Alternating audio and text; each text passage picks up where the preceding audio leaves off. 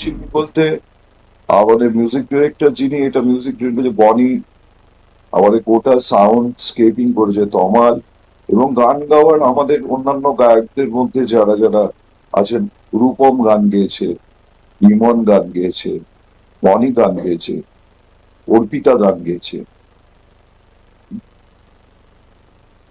ছবির শুটিং এর সময় এমন কোনো ঘটনা কি ঘটেছে যা আজও মনে পড়লে আবেগী বা হাস্যকর লাগে?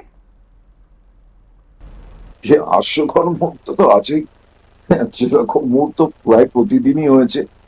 প্রায় প্রতিদিন আমরা ঝগড়া করেছি বিভিন্ন কারণে। হ্যাঁ, একটা কল টাইম করা, কিন্তু আমার সব থেকে এই সবগুলোর থেকে বেশি মুহূর্তের জন্য আমি অপেক্ষা করেছিলাম আমার আর অঞ্জন দত্তর সঙ্গে যে সিনটা আমার করা, আহ, সেইটা আমার কাছে বারবার মনে পড়ছে, বারবার মনে আসে।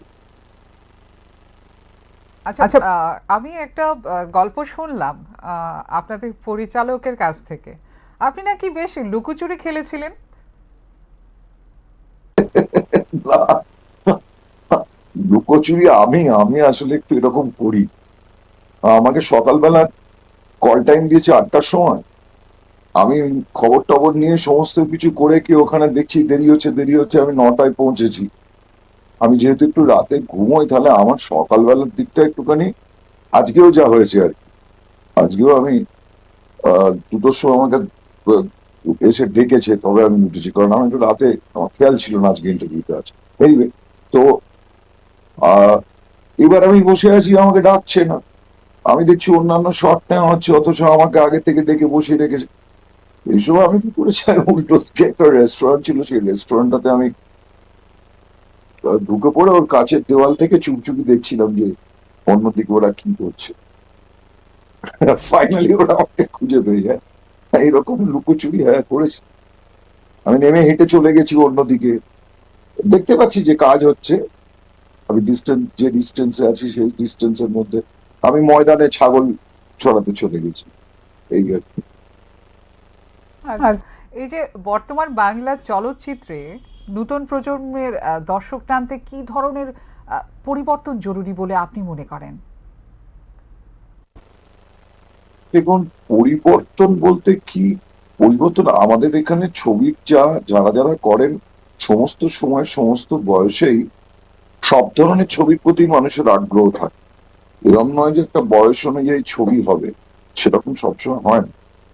কিন্তু যদি এমন কিছু ছবির বিষয় হয়, যে ছবির বিষয়টা খুব কন্টেম্পোরারি, তাহলে হয়তো অনেক বেশি মানুষ সিনেমা দেখতে যাবে, এটা আমার মনে হয়। আর ফাইনালি সিনেমা বা যে কোনো আর্টের একটাই শর্ত, যে শ্রোতা দর্শককে আনন্দ দিতে হবে। ফলত এটার উপরেই মাথায় রেখে এটার উপরেই কাজ করলে আহ, দর্শকদের চাহিদা পূরণ করা যাবে।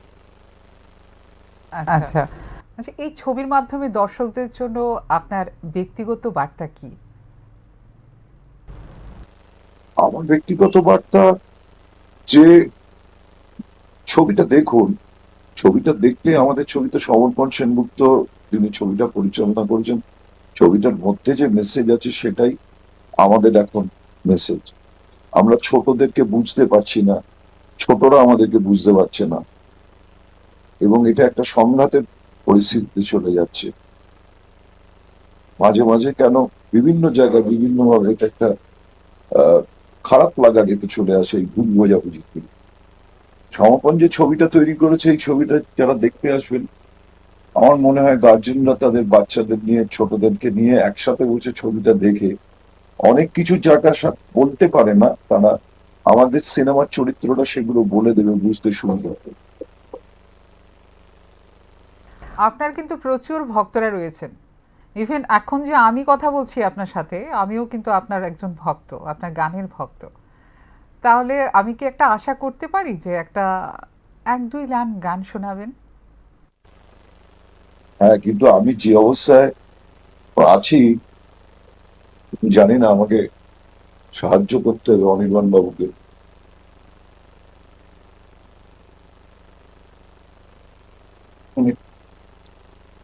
আমাদের গিটারটা আনবেন।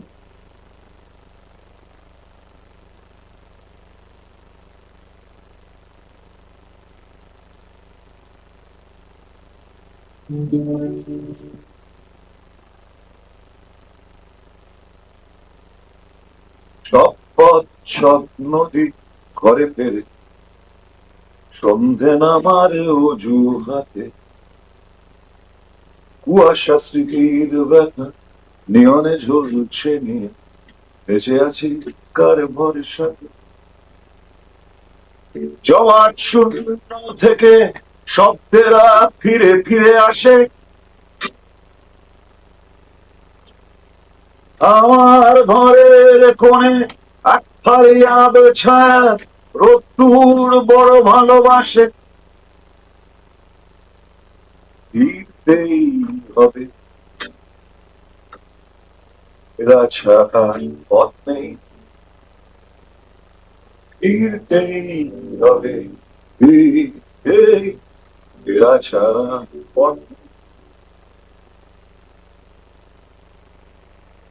ওই বলছো, সত্যি যারা দর্শক বন্ধুরা রয়েছেন তারাও আপনার গান শুনে সত্যিই মুগ্ধ হবে। আচ্ছা, আমি আরেকটা কথা জানতে চাই যে এই যে ফিল্মে আপনি অভিনয় করেছেন বা প্রত্যেকটি সিন দেখেছেন, এডিটিং সেকশনে নিশ্চয়ই ছিলেন এডিট করার সময়, সবচেয়ে ভালো কোন সিনটা আপনার কাছে লাগলো? না, এডিটিং এর সময় আমাদের থাকতে দেয় না। অভিনেতাদের এডিটরে থাকতে, এডিটিং এর সময় থাকতে দেওয়া বিপদ। সেটা হয়নি, কিন্তু আমি ডাবিং এর সময় দেখেছি। ডাবিং এর সময় একটু একটু করে ছবিটা দেখেছি, যে যে পোর্শন গুলো বেড়ে আছে।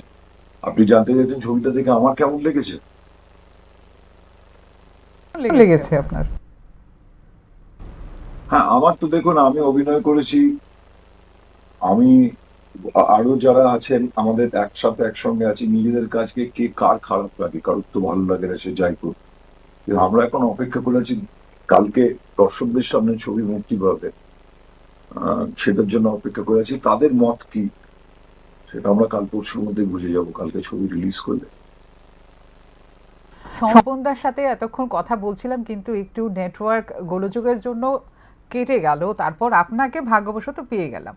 এবার আপনার কাছেই আমি একটা আর্জি রাখবো যে আপনি সমর্পণ দা, যিনি ডিরেক্টর রয়েছেন বা প্রডিউসার রয়েছেন যারা, তাদের সঙ্গে এই টিমের সঙ্গে কথা বলে ত্রিপুরার জন্য কি কিছু করা যায় কিনা, অবশ্যই ফিল্ম ইন্ডাস্ট্রিটাকে আরও দাঁড় করানো যায় কিনা, অবশ্যই আমার এটা আপনার কাছে অনুরোধ থাকবো যে আপনি তাদের কাছে এই বার্তাটা পৌঁছে দেবেন। নিশ্চয়ই, আমরা তো চাইবই যে ত্রিপুরাতে যদি আমাদের ছবি দেখানো হয়, এবং সেটার জন্য আমাদের প্রডিউসার অজিত বাবু অলরেডি ইনিশিয়েটিভ নিচ্ছে, এবং আপনাদের ইচ্ছের কথাও আমি সমর্পণ এবং অভিজিৎকে নিশ্চয়ই বলবো, যাতে করে ওখানে ছবিটা দেখানোর বন্দোবস্ত করা হয়। এবং শুধু আমাদের ছবি না, পরবর্তীকালে অন্যান্য ছবিও যাতে এখান থেকে আপনাদের ওখানে প্রদর্শিত হয়, সেটা নিশ্চয়ই চেষ্টা করবো। এই ছবি চলবে, রূপসী সিনেমা হলে 1 মেতে রিলিজ হচ্ছে, এখানে চলবে। আমি বলছি এখানে যে ফিল্ম ইন্ডাস্ট্রিটা রয়েছে বা যারা ট্যালেন্টেড অ্যাক্টর অ্যাক্ট্রেসরা রয়েছেন, তাদেরকে নিয়ে যাতে ত্রিপুরাতেও একটা ছবি করা যায়, টলিউড এবং ত্রিপুরা একসাথে মিলেমিশে, সেই আর্জিটা আপনার কাছে রাখলাম যে আপনি আপনার টিমকে এই অনুরোধটা জানাবেন। নিশ্চয়ই বলবো, নিশ্চয়ই বলবো। খুবই ভালো একটা প্রচেষ্টা হবে, খুবই ভালো একটা এক্সচেঞ্জ হবে। কারণ আমাদের সঙ্গে তো জেনারেলি কালচারাল এক্সচেঞ্জ খুব কম হয়, কিন্তু একটা সিনেমা থ্রু দিয়ে যদি এটা হয়, lovely. Thank you for the proposal. আপনাকে আমাদের টাইম দিয়েছেন 1 মেতে। এই প্রত্যাবর্তন রিলিজ হতে চলেছে, অল ওভার ইন্ডিয়াতে চলবে এবং এই বাংলা ছবি আমাদের ত্রিপুরাতেও চলবে রূপসী সিনেমা হলে। আমরা প্রত্যেকে দেখব আর অবশ্যই সাফল্য কামনা করব। আর যে মেসেজটা আপনারা সবাই মিলে অভিনয় করে দিতে চেয়েছেন, যাতে করে প্রত্যেকের মন ছুঁয়ে যায় এবং সেই কাজটা যাতে হয়, যেই দায়িত্বটা, গুরু দায়িত্বটা নিয়েছিলেন আপনারা অভিনয়ের মাধ্যমে, যাতে করে সমাজে এটা বিস্তার করে এবং এটা কাজ করে, আর সবাই যাতে একটা টেবিলে বসে পরিবারের সদস্যদের নিয়ে অন্তত দিন শেষে 1 ঘন্টা, অন্তত 1 ঘন্টা যদি সবাই সবার সাথে কথা বলেন এবং নিজের কথার আদান প্রদান করে, হয়তোবা অনেকটা সমাজ শুধরে যাবে এবং সমাজ আরও সুষ্ঠু সবল হবে। অসংখ্য ধন্যবাদ শিলাজিৎ দা, আপনাকে, আপনি সময় দিয়েছেন, অসংখ্য ধন্যবাদ। আমরা এই মুহূর্তে আবারও কিন্তু চেষ্টা করব যাতে করে আমরা অন্য অভিনেতা বা অভিনেত্রীদের সঙ্গে কথা বলতে পারি কিনা। ততক্ষণ কিন্তু আপনারা আমাদের সঙ্গে থাকবেন। নমস্কার। ছড়িয়ে পড়েছে দীপঙ্কর সান্যালের একমাত্র মেয়ে নার্কোটিক কাণ্ডে থানায়। ব্যস্ত ফ্যামিলির মাঝে নিজেদের খুঁজে পেতে এরা বেছে নেয় নিজেদের সোশ্যাল মিডিয়া এক্সিস্টেন্স। দিশার সাথে মেলামেশাটা একটু কমানো উচিত। তাহলে সবাই তো জেনে যাবে, মা বাবা। এখন আর এগুলো ভেবে লাভ কি? আর তুমি ভাববেই বা কি করে? অন্য লোকেদের সন্তানদের উদ্ধার করতে গিয়ে তো নিজেদেরটাই। তুমি আমায় দোষ দিচ্ছ। এই অবস্থায় তোমরা যদি ভেঙে পড়ো তাহলে দিশার পক্ষে নর্মাল লাইফে ফিরে আসা প্রায় ইম্পসিবল।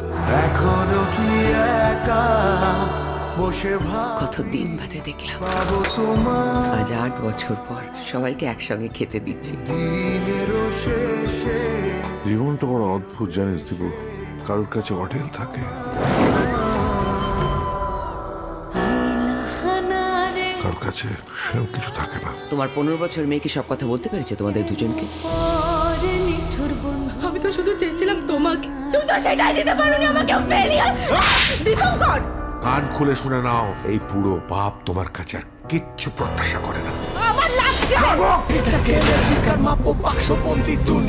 আপনি কি বলার চেষ্টা করছেন ডাক্তারবাবু? উহাকে চাইলে আমি বাঁচবো না।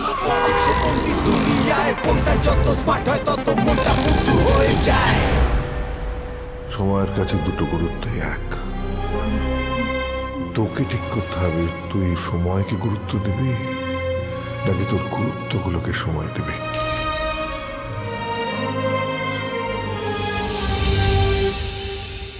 তোমার সাসপেনশন লেটার। কাল সকালে তোমার প্যারেন্টসদের আমার সঙ্গে মিট করতে বলবে।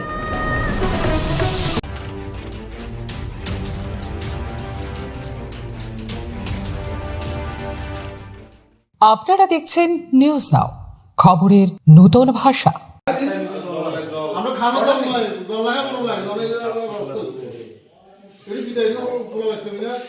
আর আপনার অফিসে আছে